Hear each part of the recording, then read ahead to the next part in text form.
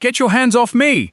The wealthy woman shoved the curvy flower shop owner against the counter and ripped the bouquet from her arms. Women like you don't flirt with men like him. Maisie stared at the handsome stranger who had brought the diamond ring, then hurled it straight back at his chest.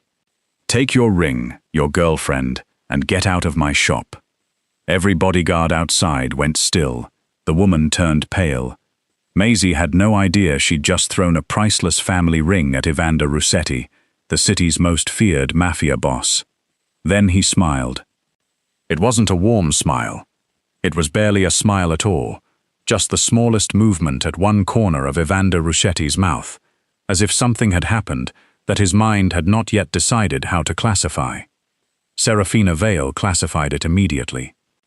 Evander, she assaulted you. Maisie straightened the front of her dress where Serafina had shoved her against the counter. A vase behind her was still trembling. I returned his property. You threw it. He was standing very close. Evander looked down at the diamond ring where it had bounced onto the counter. Outside the glass storefront, 3 men in dark suits had become unnaturally still. One had already reached inside his jacket. Evander glanced toward him. The man's hand dropped instantly. That was the first moment Maisie understood that the expensive suit, the silent driver, and the intimidating men outside weren't some ridiculous display of corporate vanity. Everyone in the room was waiting for Evander to decide what happened next. Maisie folded her arms. Well? Serafina stared at her.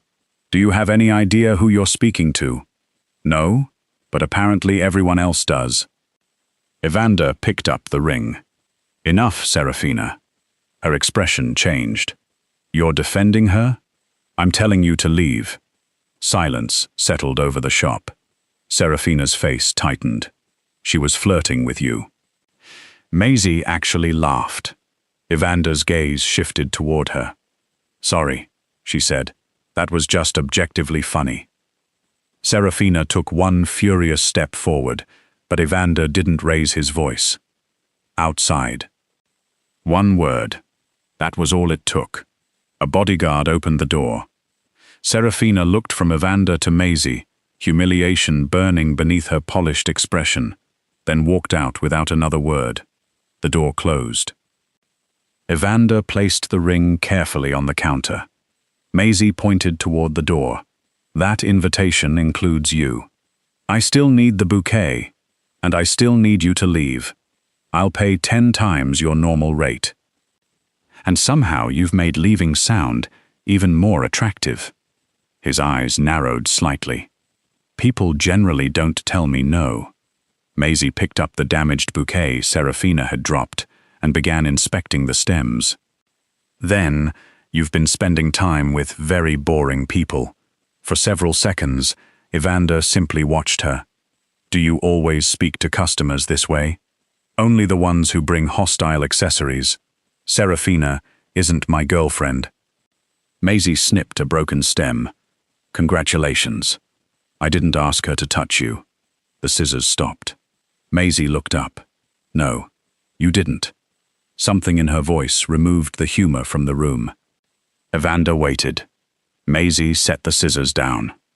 You walked into my shop, put a diamond ring on my counter, started ordering me around, and then stood there while a woman insulted me in my own business.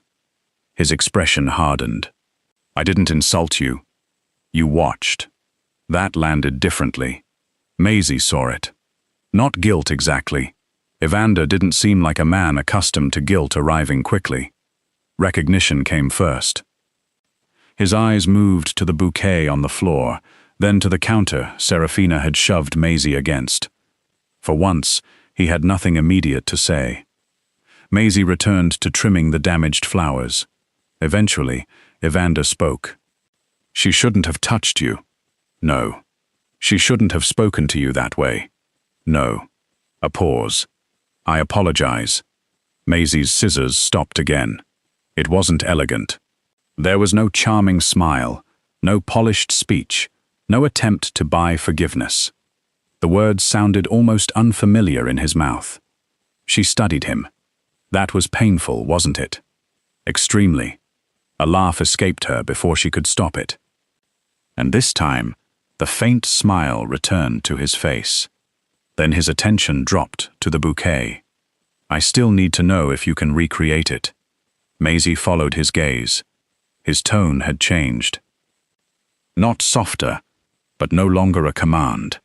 She noticed something else, too. The way his thumb rested protectively against the old ring didn't match the cold businessman who had casually placed it on her counter 10 minutes earlier. Whatever this was, it wasn't a proposal. And suddenly, despite herself, Maisie wanted to know what it was. "Bring me a photograph tomorrow," she said. Evander looked at her. "Tomorrow? 9 o'clock. That's when I open." He slipped the ring into his pocket. Outside, his bodyguards immediately straightened as he approached the door. Evander paused with one hand on the handle. 9. Maisie lifted an eyebrow. Not 8:59. For the second time that afternoon, the most feared man in the city looked almost amused. Then he left. At exactly 9 the next morning, Maisie unlocked the front door and found Evander Russetti standing on the sidewalk. She stared at him through the glass. He checked his watch. 9. Exactly. Maisie opened the door. "You're disturbingly trainable. Good morning to you too." His bodyguards remained beside a black sedan across the street. Evander entered alone, carrying no diamond ring this time. Instead, he held a photograph. Maisie's amusement faded when he placed it on the counter. The picture was old enough for the colors to have softened. A beautiful dark-haired woman stood beside an enormous arrangement of flowers, smiling at someone outside the frame. Maisie looked from the photograph to Evander. "My mother," he said. Something in his voice warned her not to make a joke. Maisie picked up the photograph carefully. The bouquet was unusual. Garden roses, white lisianthus, delphinium, sprigs of rosemary, and tiny clusters of flowers woven deeper into the arrangement. Her eyes narrowed. Where did this come from? "I found it among my mother's belongings after she died." Maisie looked up. The ring was hers. So she'd thrown a dead woman's diamond ring at his chest. Wonderful. "I probably would have thrown something else if you'd explained that. You didn't give me much opportunity. You opened negotiations by putting money on my counter. Usually effective. Yesterday should have been educational." His mouth almost moved. Maisie returned to the photograph. She turned it sideways, then upside down. Evander watched patiently until she touched one section near the base of the arrangement. "This? What?" "The spiral." He stepped closer. Maisie pointed to the way several stems had been layered beneath the visible flowers. Most florists build arrangements outward. Whoever made this built the interior structure first, then folded the smaller stems through it. Can you recreate it? Probably. Who made it? That question carried considerably more weight. Maisie studied the photograph again.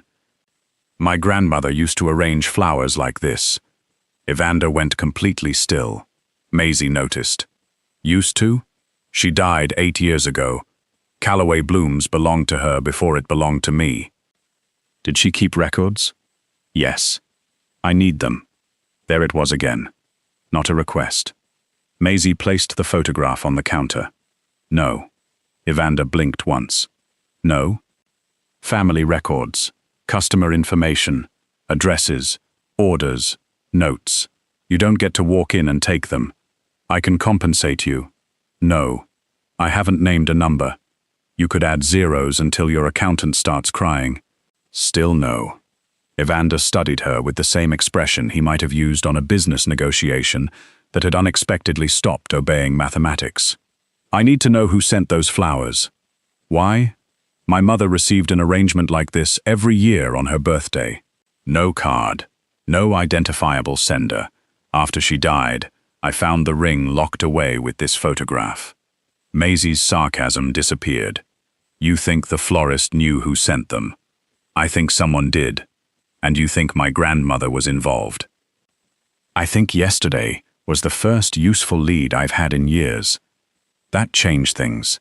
Not enough to give a stranger unrestricted access to her grandmother's records, but enough to make him human. Maisie leaned against the counter. "I'll look through them with you. I'd prefer to have my people examine everything. No, they can digitize. No." His jaw tightened. Maisie waited. Evander glanced toward the back room, then at her. "What exactly do you want?" "Nothing. Everyone wants something." "That sounds exhausting." "It is." Maisie almost smiled. "If you want my help, Evander, you can ask like a normal human being." His expression became suspicious. "Ask." "Yes. I just did. I just did." "No. You announced what you wanted and expected reality to reorganize itself." A long silence followed. Outside, one of his bodyguards looked through the window, apparently wondering why a conversation about old florist records was taking this long. Evander inhaled slowly. "Will you help me?" Maisie let him wait one extra second. "Better." She walked toward the back room, then glanced over her shoulder. "Come on. The old ledgers are upstairs." Evander followed. For perhaps the first time in years, Evander Russetti had entered a room not because he'd ordered someone to open it, but because a woman had decided to let him in. The first morning, Evander came for the ledgers. The second morning, he came because Maisie had found 3 orders from the year the photograph was taken. By the 5th morning, she began to suspect the investigation was developing an unusual dependency on fresh flowers. "I need something from my office." Maisie looked up from a bucket of hydrangeas. "You have an office?" Evander removed his coat. "Several. I assumed you conducted all your business from a shadowy room where people kissed your ring." "No one kisses my ring." "Budget cuts?" He stared at her. Maisie smiled and returned to trimming stems. Their investigation had settled into a strange routine.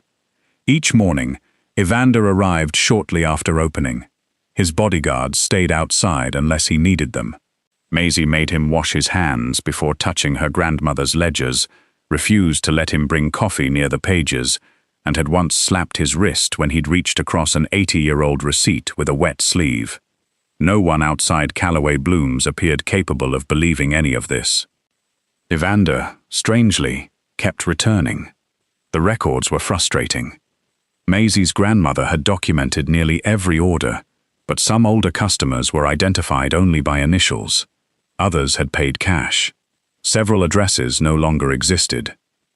Still, patterns emerged. The mysterious bouquet had not been a one-time arrangement. Maisie found notes describing similar combinations across multiple years. White roses, rosemary, delphinium, always arranged with the same distinctive internal spiral. "This wasn't random," Maisie said one morning. Evander stood beside her at the work table. "No, but your mother received them only on her birthday, as far as I know." Maisie tapped a faded entry. "Then whoever ordered these wanted consistency." Evander leaned closer. His shoulder brushed hers. Neither moved immediately. Maisie became suddenly interested in a 70-year-old invoice. Evander cleared his throat. "I also need flowers for a restaurant." She looked at him. "You needed office flowers yesterday. The office has flowers now. And today, your restaurant has developed an emergency?" "It lacks flowers. That must be devastating. It has been difficult for everyone." Maisie laughed despite herself. The restaurant order became flowers for a hotel lobby 2 days later. Then a conference room. Then his secretary's birthday. By the 3rd week, Evander entered carrying one of Maisie's empty ceramic planters. She stared at it. What happened? It fell. Plants don't generally throw themselves off tables. One of my men knocked it over. Outside the window, a bodyguard abruptly became fascinated by traffic. Maisie pointed toward the potting station. "You broke it. You repot it." Evander looked at her as if she had suggested he perform surgery. "You sell plants." "I do. So replace it." "No. I'll pay." "No." His eyes narrowed. Maisie handed him a bag of soil.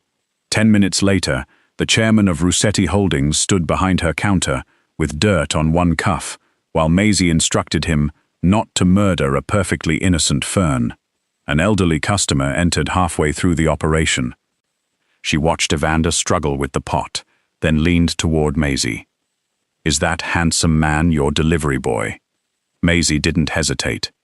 "Unfortunately, he's management." Evander looked up. The old woman nodded sympathetically. "They're always the difficult ones." For once, Evander offered no correction. Later, while Maisie wrapped a bouquet, she handed him a spool of ribbon without looking. "Hold this." He held it. She stopped. Slowly, Maisie looked from the ribbon in his hand to his face. "What?" "Nothing. You're smiling. I was just thinking about how terrified everyone was the first day you came in. And now you're holding ribbon." Evander's expression remained perfectly serious. "This conversation never leaves the building. Your criminal empire's reputation is safe with me. My criminal empire. You have 3 men outside who look personally offended by chrysanthemums. They dislike waiting. They've been waiting every morning for 3 weeks. That silenced him. Maisie tied the final bow. Then she tilted her head. "Evander?" "Yes? Do mafia organizations actually consume this many hydrangeas?" He looked at the buckets surrounding them, then at her. "Apparently mine does." Maisie laughed. Evander watched her longer than necessary, and for the first time, the old photograph remained inside his coat for the entire visit. Neither of them mentioned it. Evander first heard Julian Parker call her Maze on a Tuesday morning. He disliked him by Tuesday morning and 3 seconds. "Maze, I brought the dangerous kind." Maisie looked up from a box of peonies as Julian walked into the shop, carrying 2 coffees and a paper bag. "Cinnamon rolls? Still warm. I forgive you for everything you've ever done." Julian grinned. "That's alarmingly cheap." Evander sat at the work table with one of the old ledgers open in front of him. He had been reading the same line for nearly a minute. Julian finally noticed him. "Oh, morning." Evander looked up. "Good morning."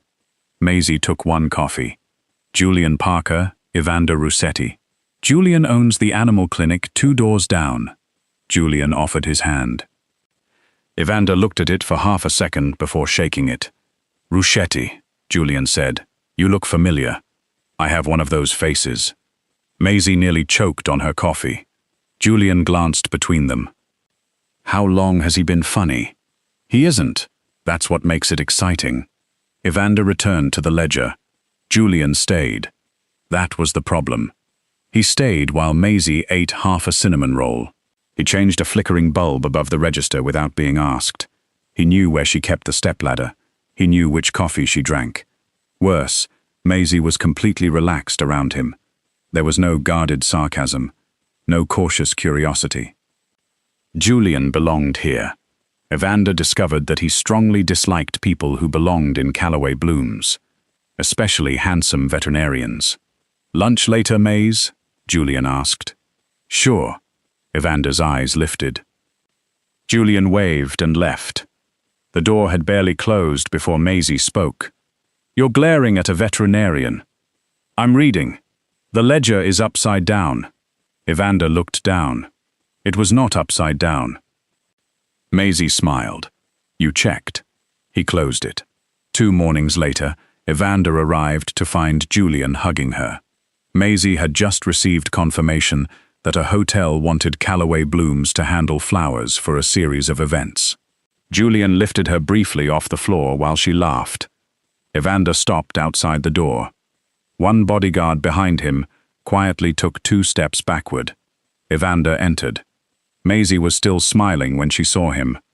"Good morning." Evander's gaze moved to Julian, then to the roses displayed along the wall. "I'll take those." Maisie blinked. "Which ones?" "All of them." There were 80 roses. She slowly put down her scissors. "All?" Yes. Julian glanced at Maisie. Maisie glanced at Julian. Julian demonstrated excellent survival instincts. I should get back to the clinic. When he left, Maisie began gathering roses. Who are these for? Me, she stopped. You bought 80 roses for yourself. Apparently I needed cheering up. Maisie's mouth twitched. Evander watched her count stems. After several seconds, she asked casually, "Are you jealous?" No. That sounded almost believable. I'm not jealous of a veterinarian. Interesting. I didn't mention Julian. Silence. Maisie's smile widened. Evander removed his coat with unnecessary precision. Don't push it. Definitely jealous. He gave her a look that had probably ended corporate negotiations. Maisie handed him 20 roses. Hold these. He took them automatically. She handed him 20 more. Then another bundle. Soon the most feared man in the city was standing in the middle of a flower shop, holding enough roses to propose to a small country. Maisie stepped back to admire the effect. Much better. You're enjoying this. Immensely. The bell over the door rang. Julian had returned. Forgot my keys. He stopped when he saw Evander buried in roses. Maisie bit the inside of her cheek. Julian retrieved his keys. Nice flowers. Evander's voice was calm. Thank you. Julian left very quickly. Maisie waited until the door closed before laughing so hard she had to grip the counter. Evander should have been irritated.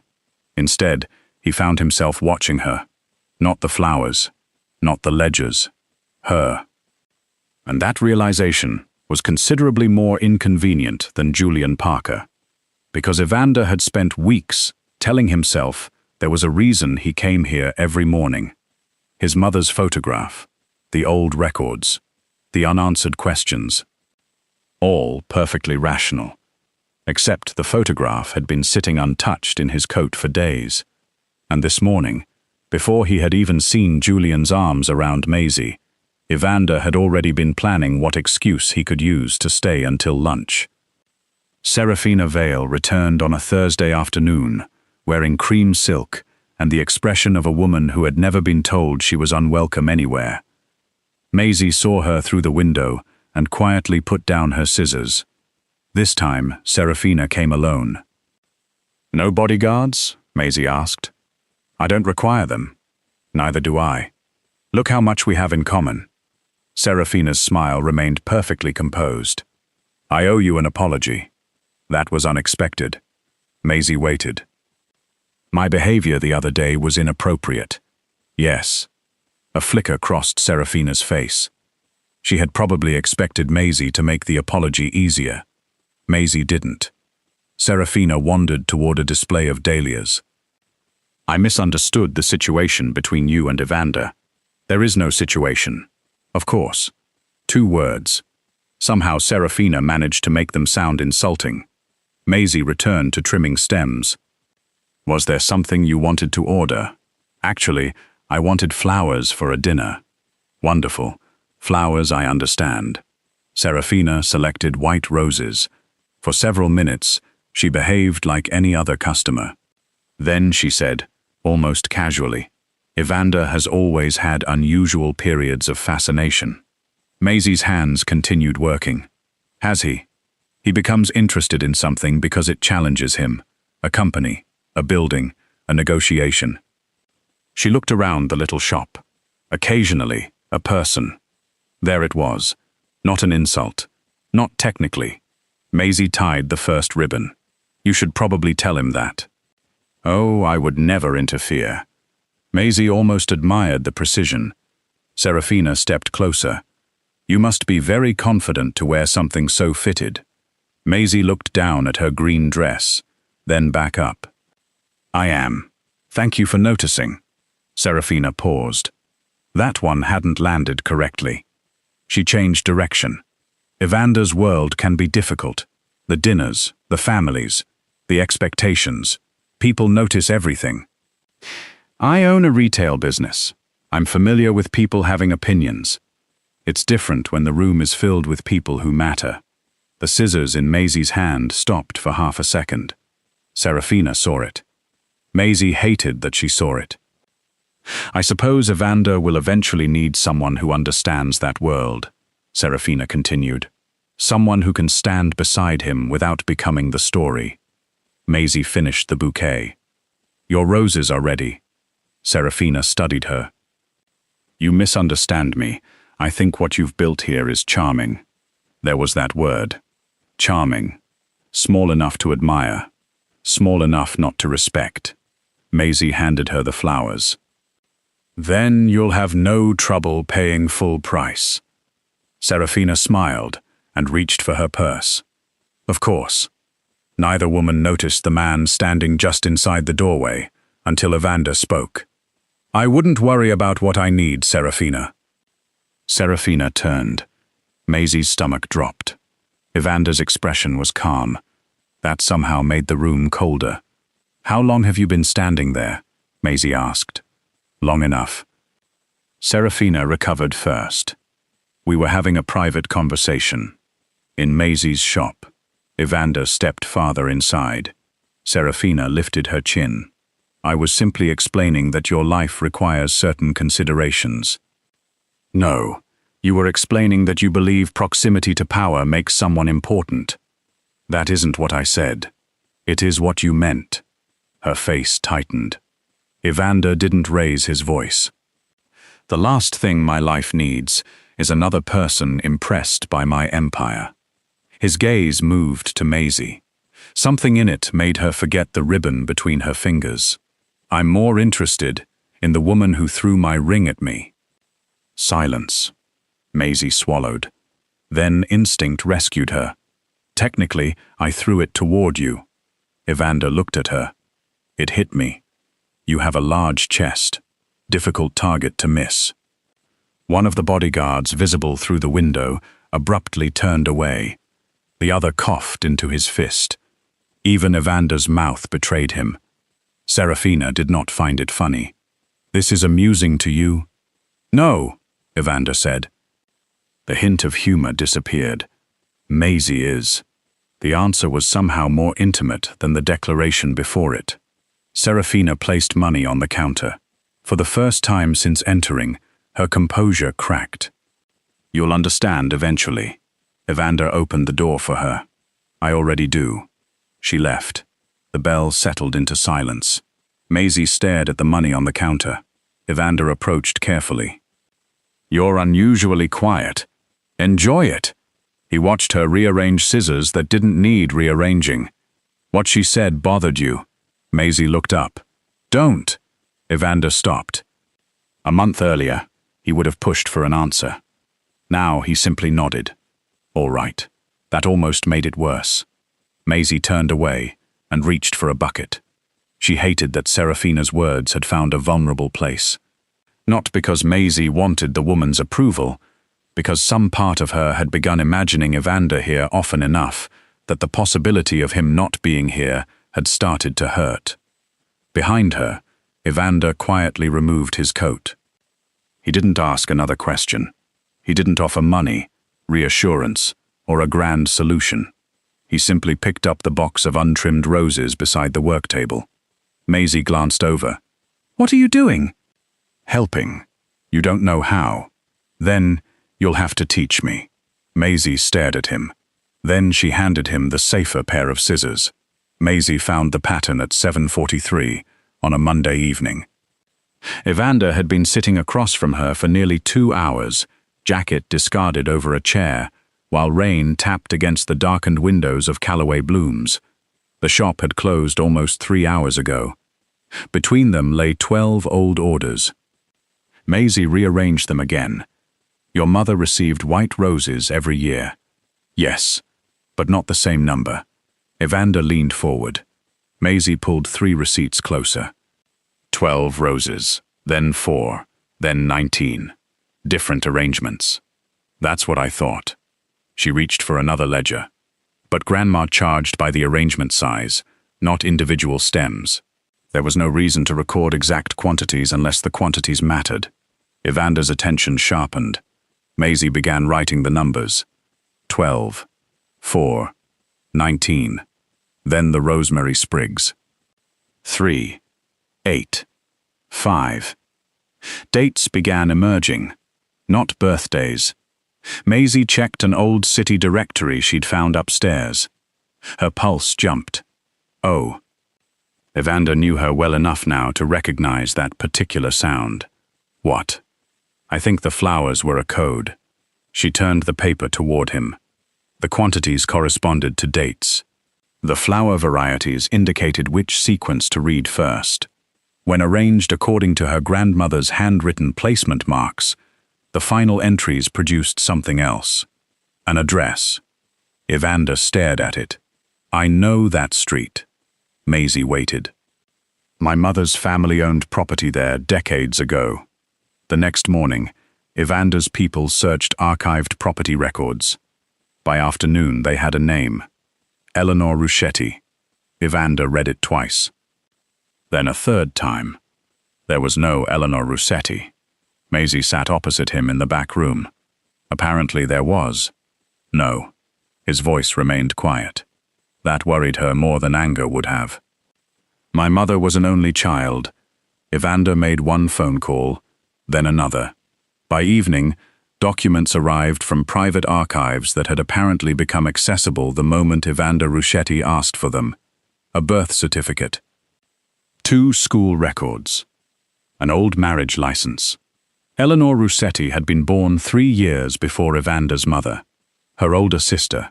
At 24, Eleanor married Daniel Bell, a man with no connection to the Ruscetti organization. After that, she disappeared from official family records. Not because she had died, because someone had removed her. Evander sat motionless. My father told me my mother had no family left. Maisie didn't answer. He said everyone before them was dead. Another document revealed property transferred away from Eleanor shortly after her marriage.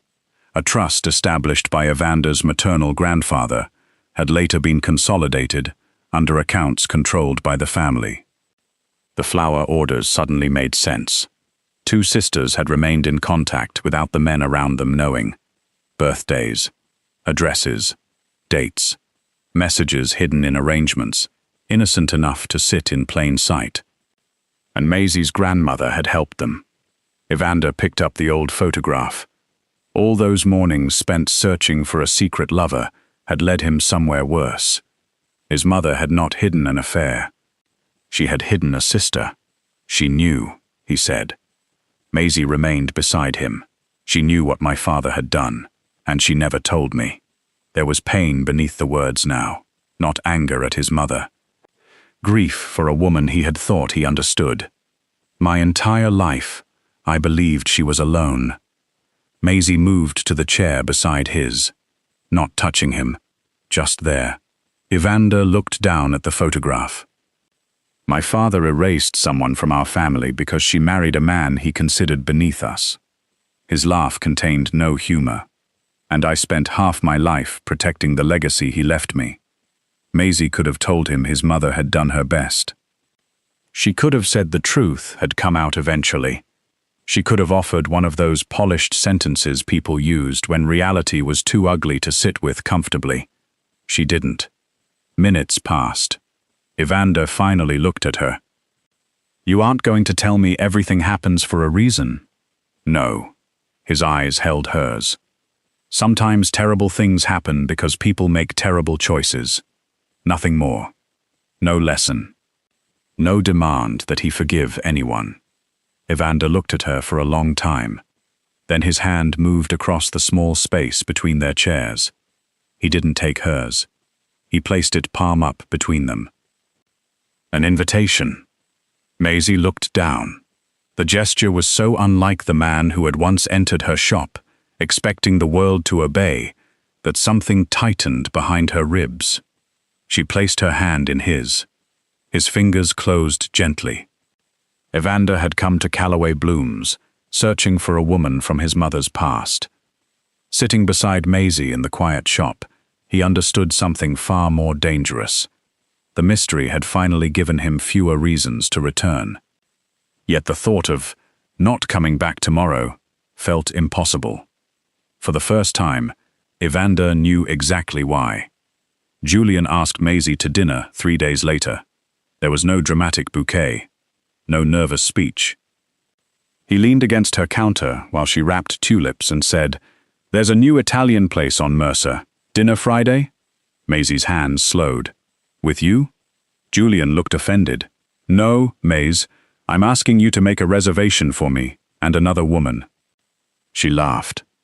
Then she looked toward the empty chair beside the old ledgers. Evander hadn't come that morning. The investigation was nearly finished. His people had located Eleanor's descendants and begun untangling decades of property and inheritance records. He no longer needed to spend every morning in her shop. Maisie had known that day would come. She simply hadn't expected the absence of one irritating man to make Callaway Blooms feel noticeably quieter. Julian followed her gaze. "Is there a complication?" "No." The answer came too quickly. Julian raised an eyebrow. Maisie tied the ribbon tighter than necessary. "No complication." Then Friday. She hesitated. Evander had held her hand.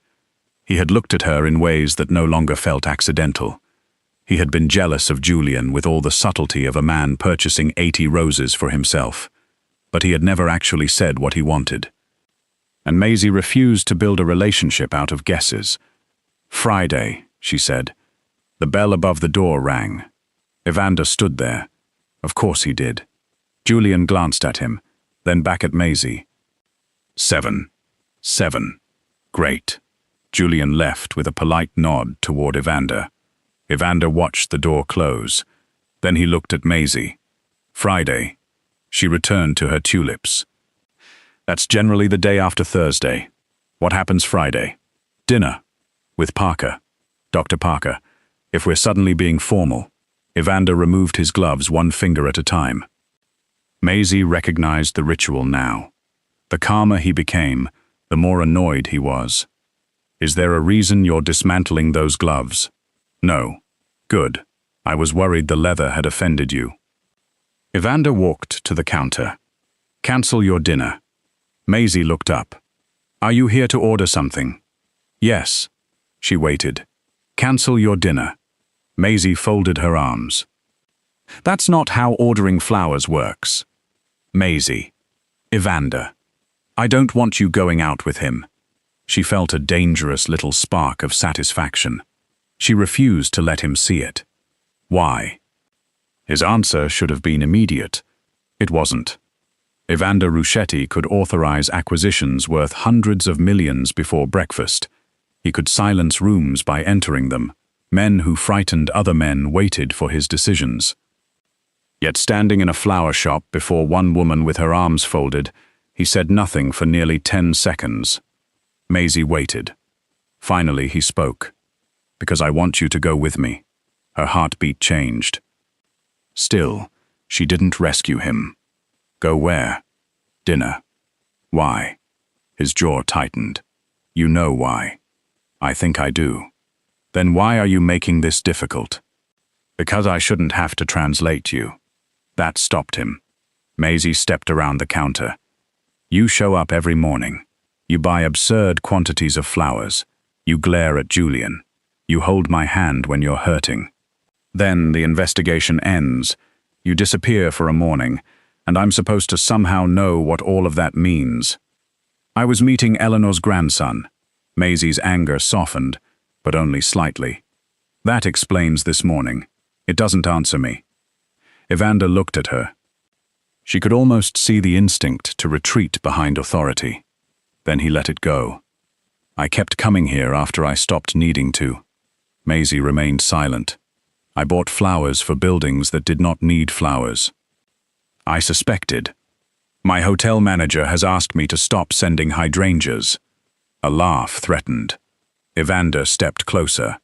"I disliked Parker before I had any reasonable justification.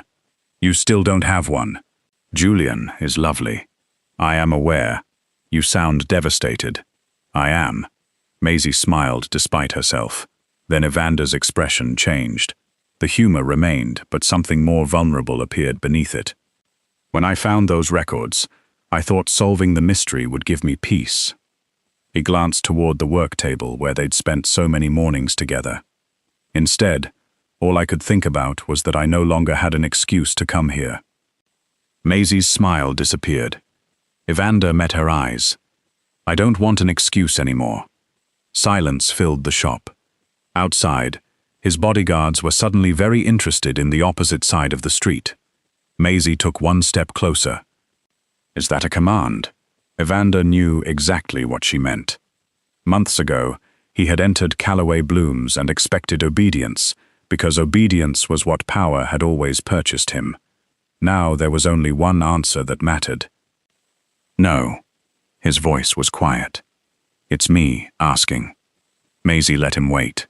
Not as punishment, because she wanted him to understand the difference. Then she smiled.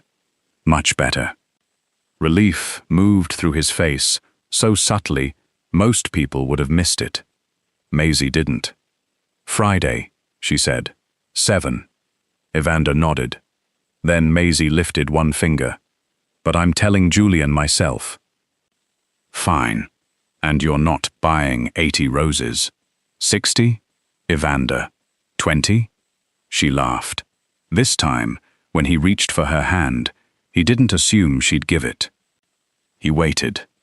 Maisie placed her fingers in his. Friday would be their first date. But this was the moment Evander finally understood what had changed. He had spent his life believing power meant never having to ask. Maisie had taught him that some things were valuable precisely because asking did not guarantee the answer. And when she chose him anyway, it meant more than obedience ever could. 1 year later, Evander arrived at Callaway Blooms at 8:59. Maisie watched him through the locked door. He checked his watch. She pointed at the clock inside. Evander sighed. At 9 exactly, Maisie unlocked the door. You've learned nothing. I've learned patience. You spent the last 60 seconds glaring at the lock. I was practicing patience. Behind him, one of his bodyguards looked away to hide a smile. A great deal had changed in a year. Eleanor's grandchildren had been found. Lawyers had spent months reconstructing the inheritance Evander's father had helped bury, and the surviving branch of his mother's family had received what should never have been taken from them. Evander couldn't repair the years that had been stolen, so he hadn't pretended he could. He had simply stopped protecting the lie. Callaway Blooms had changed too. Business was better. Maisie had hired another florist. The hotel contract had expanded, but the shop still belonged entirely to her. Evander had once suggested buying the building. Maisie had stared at him. He had never suggested it again. Now he entered carrying an order sheet. Maisie eyed it suspiciously. Another emergency. A serious one. Hotel lobby? No. Office? No. Your hydrangea-addicted criminal empire. Recovering. She took the paper. It wasn't a check. It wasn't a contract. It was a handwritten list. Peonies. Garden roses. Sweet peas. Ranunculus. Every flower Maisie had casually mentioned loving over the past year. At the bottom, Evander had written, "Whatever she wants for our wedding." Maisie looked up slowly. Our wedding? Evander's expression remained composed. I'm trying optimism. Try asking first. He smiled. Then, for once, Evander Rossetti didn't reach for authority, certainty, or control. He reached into his coat and removed his mother's diamond ring. Maisie's breath caught. The same ring she had thrown at him the afternoon they met. This time, he didn't place it on the counter like an order. He held it carefully and looked directly at her. Maisie Callaway, will you marry me? Her eyes filled before she could stop them. She made him wait 3 seconds anyway. 3 seconds, Evander said. Cruel. You survived. Barely. Maisie laughed and held out her hand. Yes. He slipped the ring onto her finger. A year earlier, the most powerful man in the city had walked into her flower shop, believing that wanting something was enough to command it. Now he understood better. He had learned to ask. He had learned to wait. And Maisie, who had never needed him to build her a life, chose to make him part of the one she'd already built. Evander looked at the flowers surrounding them. So, wedding flowers? Maisie smiled. Don't push it.